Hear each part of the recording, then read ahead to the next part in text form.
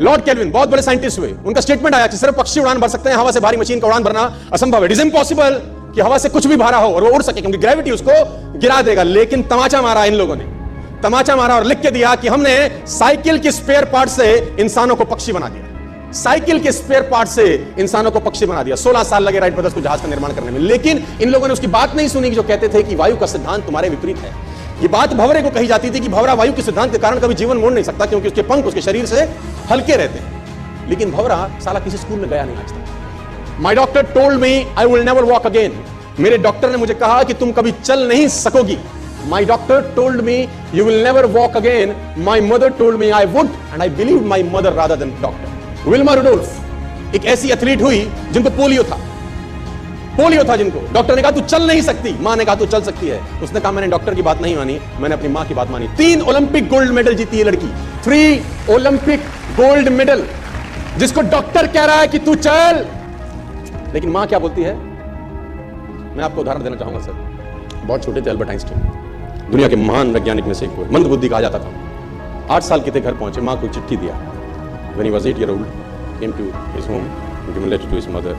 मां को एक चिट्ठी दिया, मां ने वो चिट्ठी पढ़ा, 8 साल के थे, और चिट्ठी में प्रिंसिपल का खत था, उसकी मां का नाम। प्रिंसिपल ने ये लिख के भेजा कि आपका बच्चा विलक्षण प्रतिभा का धनी है, ग्रेट पावर है इसके, क्योंकि बहुत बड़े साइंटिस्ट बने बड़े। मंदबुद्धि बचपन में समझा जाता था, आपका बच्चा विलक्षण प्रतिभा का धनी है, इसके अंदर असीम संभावनाएं हैं। तो हमारा स्कूल, हमारी मैनेजमेंट, हमारी फैकल्टी, हमारा टीचर इस लायक नहीं है कि हम आपके बच्चे को अच्छी शिक्षा दे सकें।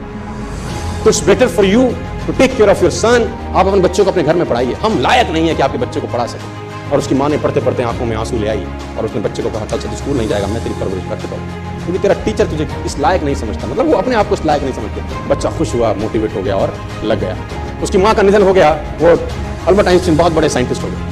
अल्बर्ट आइंस्टाइन जब बहुत बड़े साइंटिस्ट हुए तो मकान शिफ्ट कर रहे थे, और जीवन का सच्ची घटना वो अपनी ऑटोबायोग्राफी में लिखते हैं कि जब मैं मकान शिफ्ट कर रहा था तो एक ड्रॉस के अंदर मुझे एक व्हाइट कलर का पेपर फोल्डेड अवस्था में मिला। मुझे समझ नहीं था कि क्या है। मैंने उसको फोल्डिंग अवस्था से मिट्टी को हटा के जब खोला तो वो उस टीचर का लेटर था जो बहुत साल पहले टीचर ने मेरे हाथ में दिया था और मैंने अपनी मां के हाथ में रखा था। अब वो बड़ी उत्सुकता के साथ उस खत को पढ़ने लगे। जैसे उन्होंने खत पढ़ना शुरू किया और वो 4-4 होकर रोए। उसमें लिखा था कि तुम्हारा बच्चा मंदबुद्धि है, ये हमारे स्कूल के लायक नहीं है, इसको आज के बाद हमारे स्कूल में मत भेजना, इसकी परवरिश खुद किया।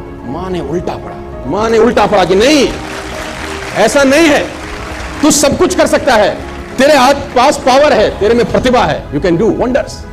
दोस्तों, इस दुनिया में किसी की बात मत सुनना। नेवर एवर बिलीव एनीबॉडी कि जो तुमको बोले कि तू नहीं कर सकता, कान पे मारना, बोला साले तू नहीं कर सकता, हम करेंगे।